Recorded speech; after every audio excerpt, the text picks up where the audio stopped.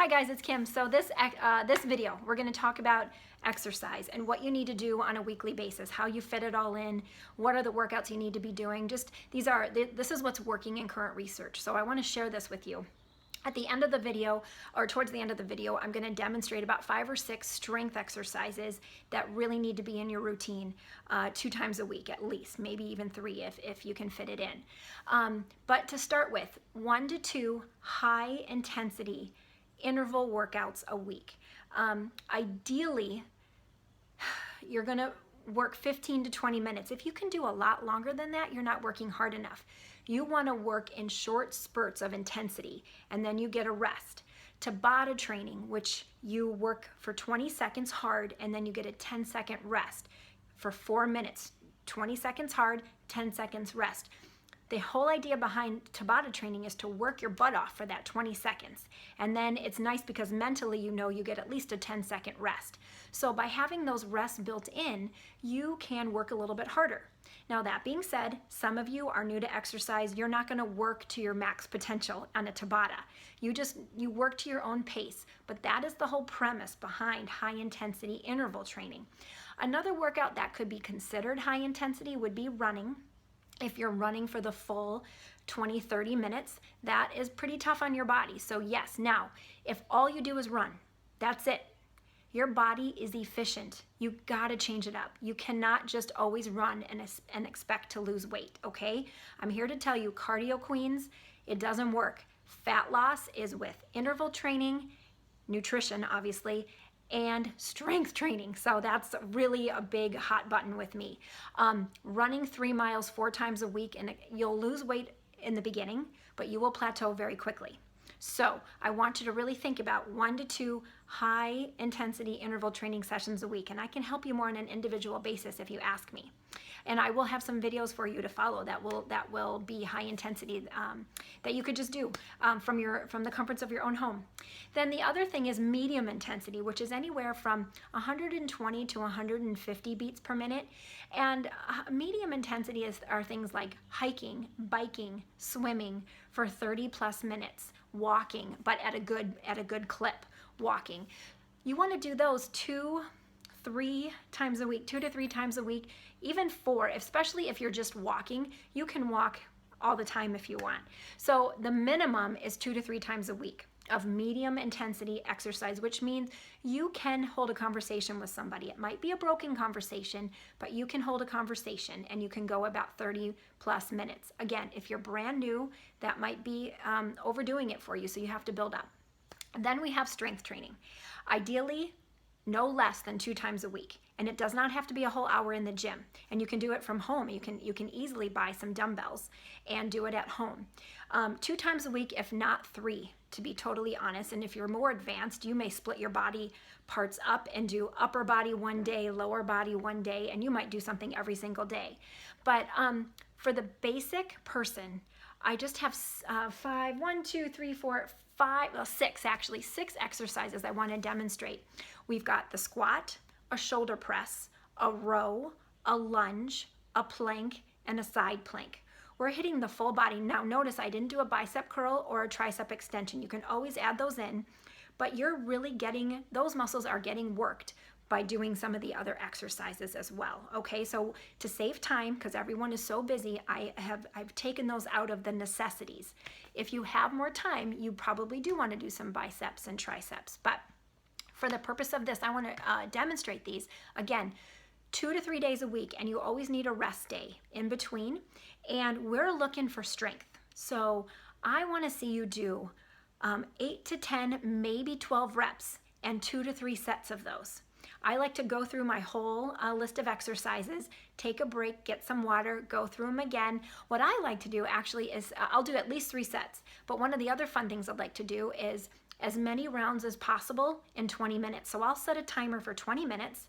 I'll do these 6 exercises as many times as I can for 20 minutes. And I do that with a lot of my workouts. It just makes it more interesting to me, and I keep track of how many rounds I'm able to do.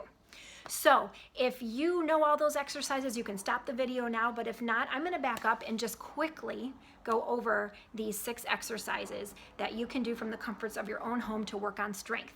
So you wanna make sure that you do purchase a set of medium dumbbells and a set of heavier dumbbells. I would say medium for most of you is gonna be between 5 and 10, and then a heavier set is gonna be between 8 and 15 pounds, okay? I'm gonna back up. We're gonna start with a squat. And I'm just using 10-pound dumbbells just to demonstrate everything, but with a squat, I'm gonna go sideways here. You can either hold your weights at your side and squat down and stand straight up. Put your weight into your heels. Stand straight up. Go as low as your knees allow, okay? If you have bad knees, they may say when you get right here to stop, and that's fine. Work your way to a full range of motion, which is about a 90-degree knee bend, okay? The other thing you can do with squats is put your weights on your shoulders. You can also do it this way, down and up. Again, really work on putting your weight into your heels. Squeeze your glutes on the way up. Okay, squats. Then we go to shoulder press. So for a shoulder press, you are gonna keep your feet together, arms out at your sides. All we're gonna do is down and press. Nice and tall, belly button in tight, press over your head. Now, if you notice that your low back is kind of arching in, I want you to put one foot in front of the other, bring those arms up, take a little bit of a knee bend and press.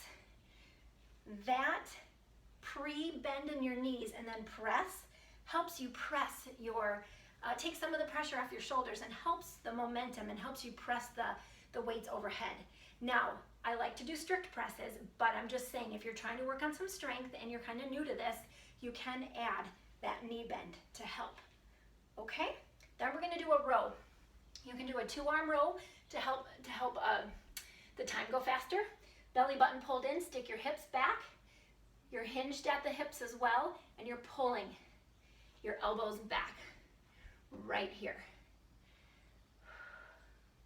Now you can also do 1 arm at a time. If you have more time, you want to hinge forward from the hips and really pull that elbow high. With a row, you're working that upper trap muscle, your trapezius muscle, okay, and your posterior shoulder. Really squeeze. Then we have a reverse lunge. So a couple ways you can do a reverse lunge. You can just do a stationary lunge where you get in position, 1 foot back, and you're just going to have your dumbbells at your side. You want your foot in front of you. When you're in the down position, you should be able to see your toes, your first 2 toes. If you can't, then you need to get that front leg out in front of you more. Down and up, right here. Okay, you do the same amount of reps on each side. If you want to go a little bit faster, you could do alternating. Down and up right here. Okay, stay nice and tall. And then your core, I'm going to put the weights down. I think we're all pretty familiar with a plank. You can do a straight arm plank or on your elbows. Hands directly below your shoulders. Here's a straight arm plank. I am squeezing every muscle I can in my body right here. Now you can also take it down to just your elbows. It's very easy to stick your hips high in the air, which makes it easier. So really try to concentrate. I like to call it the hovering over the ground. Now, when I do a plank, obviously we don't do reps. So I kind of count 30 to 60 in my head. I like to hold for 30 to 60 seconds. Do whatever works for you. And then a side plank. I'm just going to pick my right arm to show you a side plank. Probably the easiest way to do a full side plank. Take that right foot in front of the left. So my right leg is on top and my right foot is in front. Elbow is directly below my shoulder. I'm going to lift my hips off the ground. I like to reach my arm up in the air. I think it's just a balance thing. I don't know. But you can put it on your hip or you can hold it here. Some of you may need to put it on the ground to help. But eventually I would like you to try to take that hand off the ground. My neck, I am trying to relax it. Don't put a lot of tension on your neck. But you want to bring that hip off the ground as far as you can. And again, hold for 15 to 30 seconds, somewhere in there. Now, if that is too hard for you, you can do a modified plank, a modified side plank. A couple ways you can do that. Both of my knees are bent and you can lift up right here, or keep the bottom leg on the ground. The top leg is stretched out, and you lift up right here. That's a great way to progress, okay, holding it right here. Same with your regular plank I should have showed you. You can start here. It's not very hard. I think you'll have no problem. You could put one leg out and see if you could hold that. And if you can hold that, then you can try to put your leg straight out behind you, okay? There's different ways to build up to the progression of a plank. But those are 6 really essential exercises. Let me walk forward. Really essential exercises that I want to see in your program 2 to 3 times a week, okay?